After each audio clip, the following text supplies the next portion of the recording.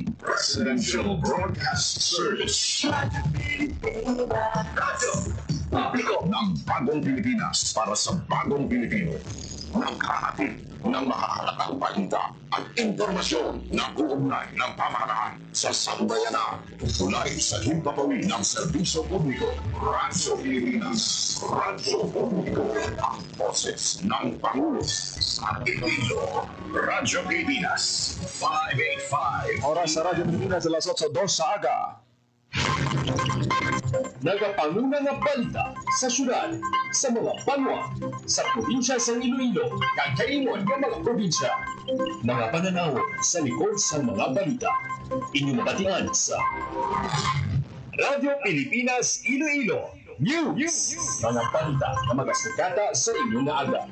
Ginbantayan, ginsunod, gintipon sa Radyo Pilipinas Iloilo News Team. Gikan sa hulot balitaan. Diretso sa inyong palamatian. Yari yan! Radyo Pilipinas.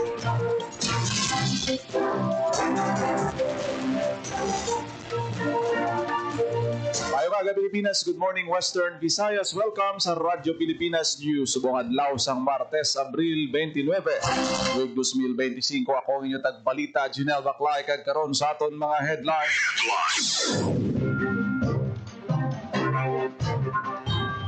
Mga pamilya nga may malnourished nga kabataan, prioridad nga baligyan sa tag 20 pesos per kilo nga bugas sa probinsya sang Iloilo suno kay Governor Defensor. Ng pulisan, government employees kag katapos ang media lakip sa mga nagboto sa unang adlaw sang local absentee voting. Duha ka mga traffic enforcers sa Iloilo City ginbawian kabuhi bangod sang stroke nga ginapatihan tugas ang mataas nga heat index.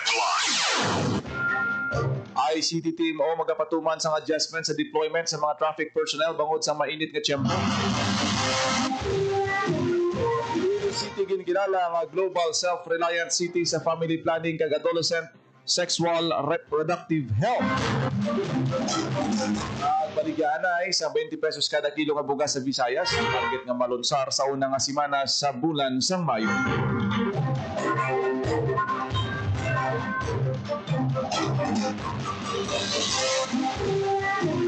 Oras sa Radyo Pilipinas, alas 8:05 sa aga kag karon sa detalye sa aton mga balita lokal. Radyo Pilipinas News. Mga pamilya nga may malnourished nga kabataan, prioridad nga baligyan sang tag 20 pesos per kilo nga bugas sa probinsya sang Iloilo.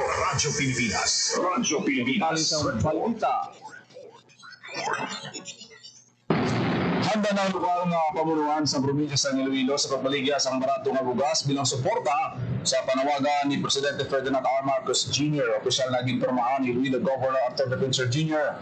ang Executive Order 040 sa 2025 nga magapatuman sa sipag at syaga for more progress sa Bagong Pilipinas program. Sa diing target sini ang pagbaligya sa 20 pesos nga per kilo sa bugas sa kaniwa stores kag bigas sa anong barangay. Suno kay Governor Defensor, yara sa 19 milyones pesos ang hintayin na pondo sa provincial government para sa subsidy sa bugas na backloan sa NFA. Hinpahayag man sa gobernador na pinaka-prioridad ng mga benepisyaryo amo ang maka-avail sa programa kasubong na lamang sa mga pigado nga pamilya kag mayara sin malnourished nga mga kabataan.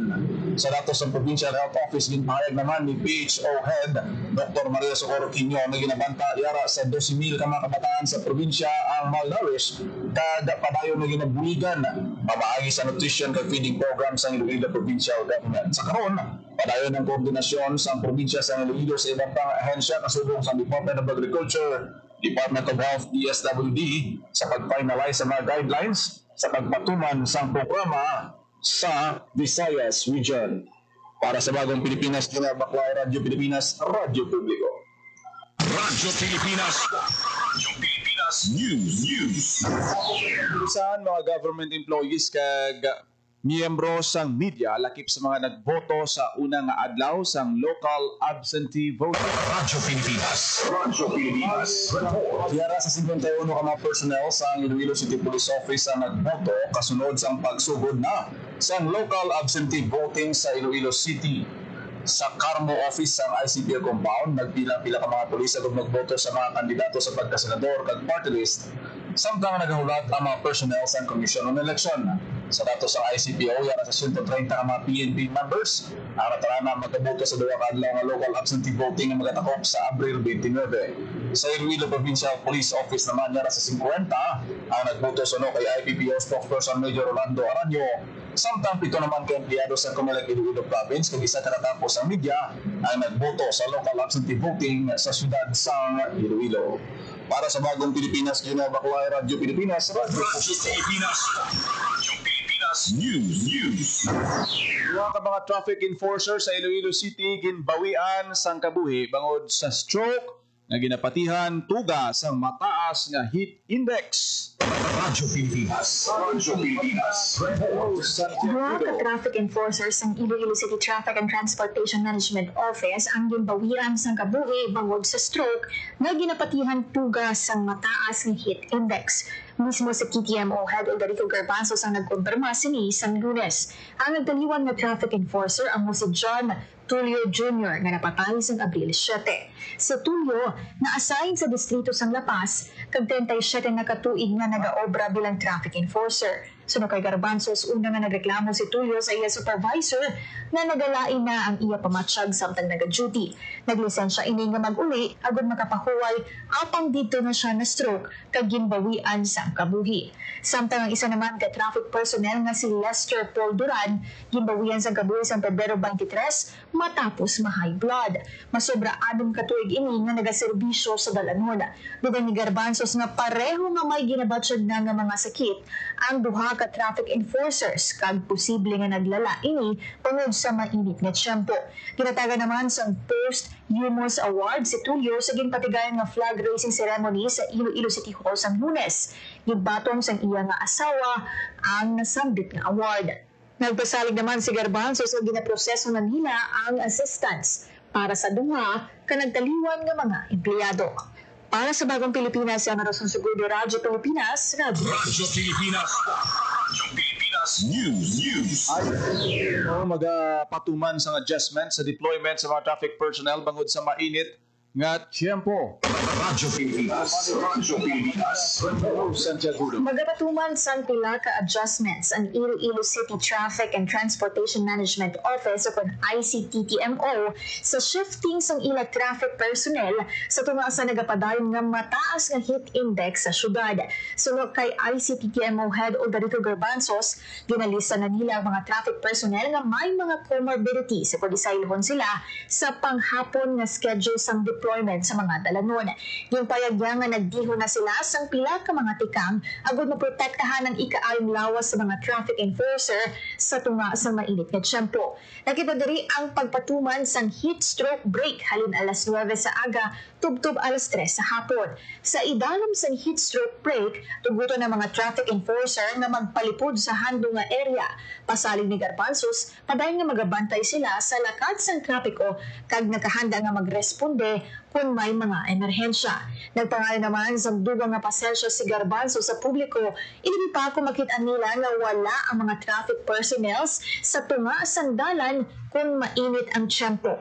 Sandig sa datos ang ICTTMO, duha na ka traffic enforcers ang ginbawian sang kabuhi bangod na heat stroke kag naglala ang ilang mga sakit bangod sa mainit na panahon. Suno kay Garbanzos, siya sa 374 ang field personnel nga ginagbubusan sang miyembro sang TTMO kag Public Safety Department. Sa amon nga pre-deployment briefing, gina-emphasize nga permi ang heat index nga nagataas sa more than 42. So dapat hydration sila. Gina-implement amon subong ang aton ginatawag ng heat stroke break.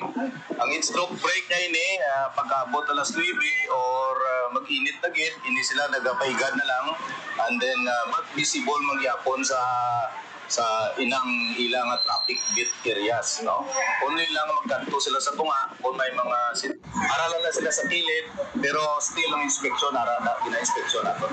Si retired Colonel Aldarico Garbanzos, head sang ICTTMO. Para sa Bagong Pilipinas, sa Marason Segudo, Radyo Pilipinas, Radyo Pilipinas. Radyo Pilipinas. Radyo Pilipinas News.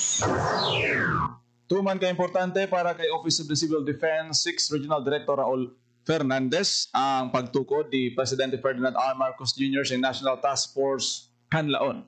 Patag niya inibangod limitado lang man ang mga resources sa mga ahensya ng gobyerno sa regional kag lokal nga level. Dugang pa ni Director Fernandez bangod sa task force makubit sa nanuway-tuway nga mga departamento ang ilang mga resources agud matuman ang handom mga butang sa maayong sitwasyon ng mga Pilipino nga apektado sa paglupok sang bulkan kanlaon. Madumduman nga nagpagwa ang presidente sa Administrative Order number 32 nga nagatukod sa nasambit nga task force agud matatapan ang mga pamahog dala sang bulkan kay mapangapinan ang mga komunidad sa Negros Island region.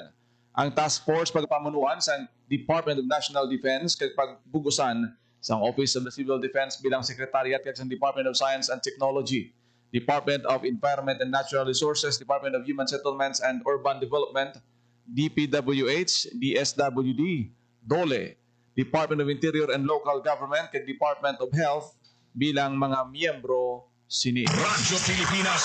Radyo Pilipinas News.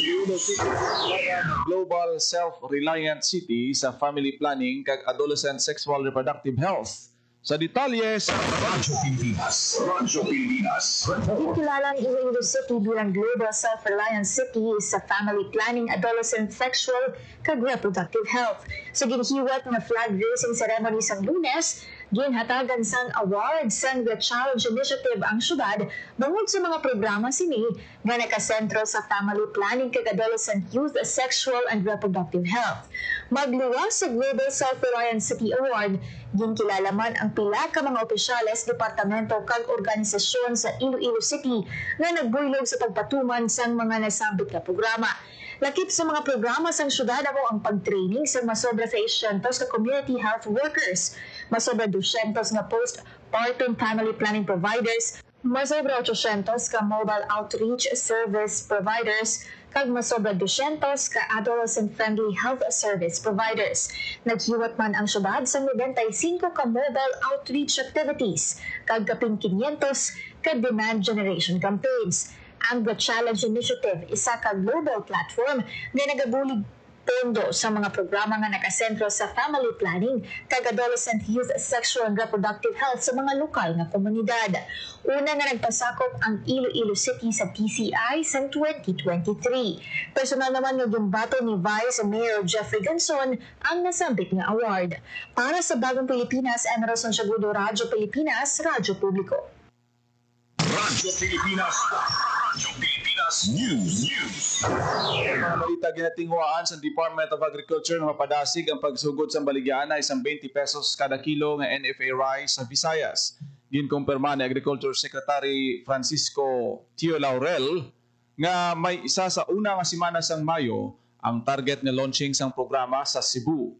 Una na ginmanduan sang Tiglicom National Food Authority nga suguran ang repositioning sang supply sang bugas sa Visayas. Ginabantayara sa 600,000 ka bag sang NFA rice ang inisyal nga ginahanda para sa Cebu. Radyo Pilipinas. Radyo Pilipinas News. Ang index nagresulta sa mataas man nga demand sang kuryente sa syudad sang Iloilo kung ipaangit sang tuig 2024 sa tuig 2025 sa kapareho nga binulan yara sa 13% ang nakita nga pagsaka sang More Electric Power Corporation.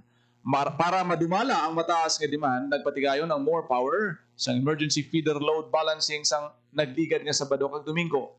Tuyo sini nga positibo nga tikang nga matap na ang feeder overloading nga sarang makahatag sa lapnagon nga unscheduled power outages.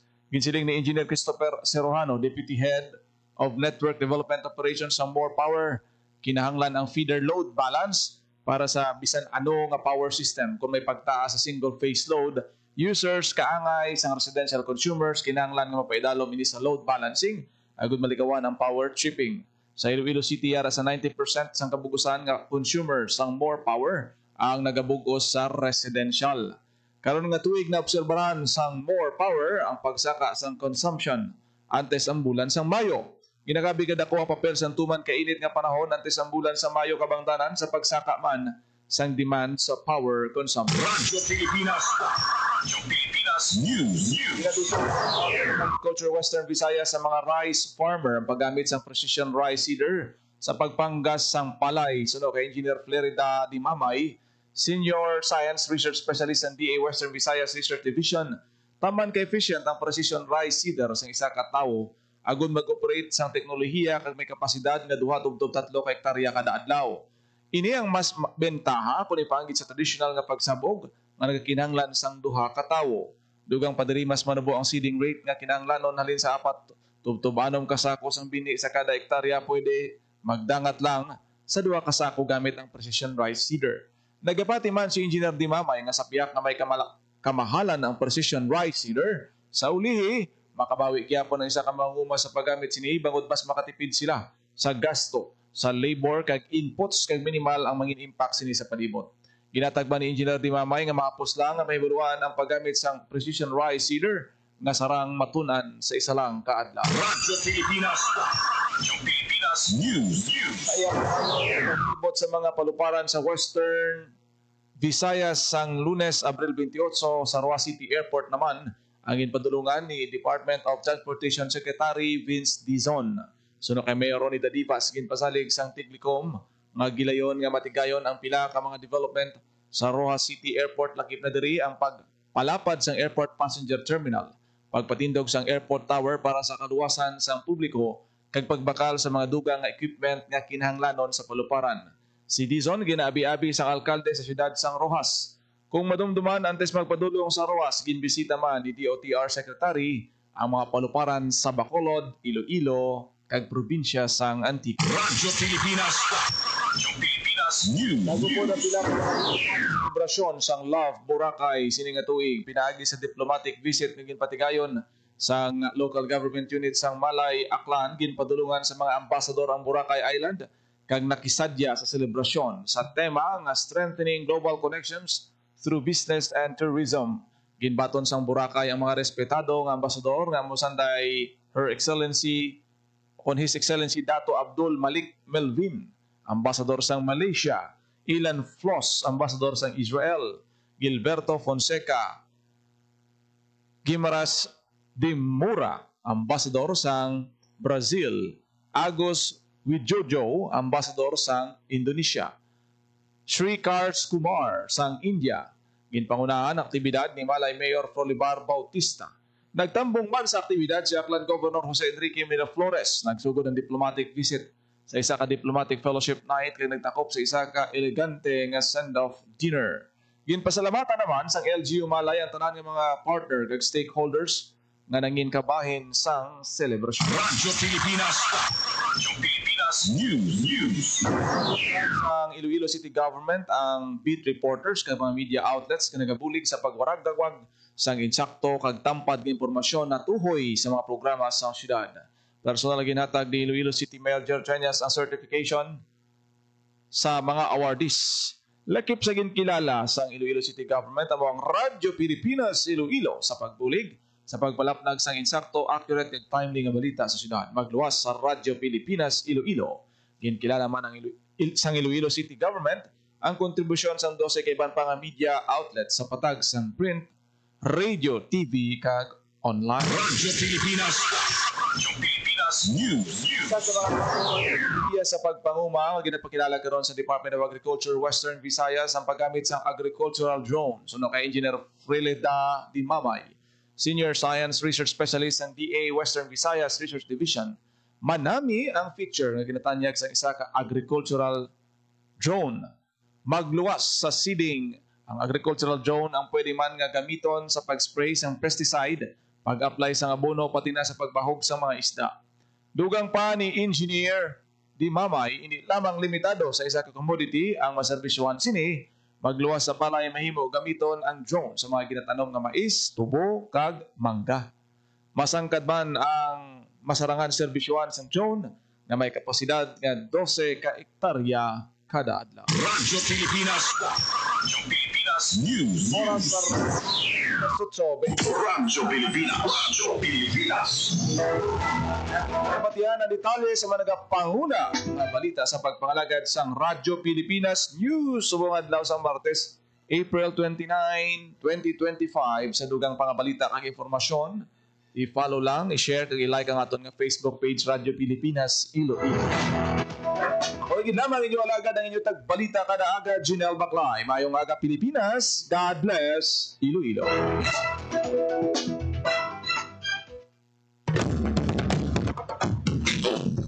Presidential Broadcast Service. Publiko ng bagong Pilipinas para sa bagong Pilipino. Naghahatid ng makakalatang balita at impormasyon na uugnay ng pamahalaan sa sambayanan. Tulay sa himpapawid ng serbisyo publiko. Radyo Pilipinas. Radyo Publiko. Ang boses ng Pangulo. Radyo Publiko.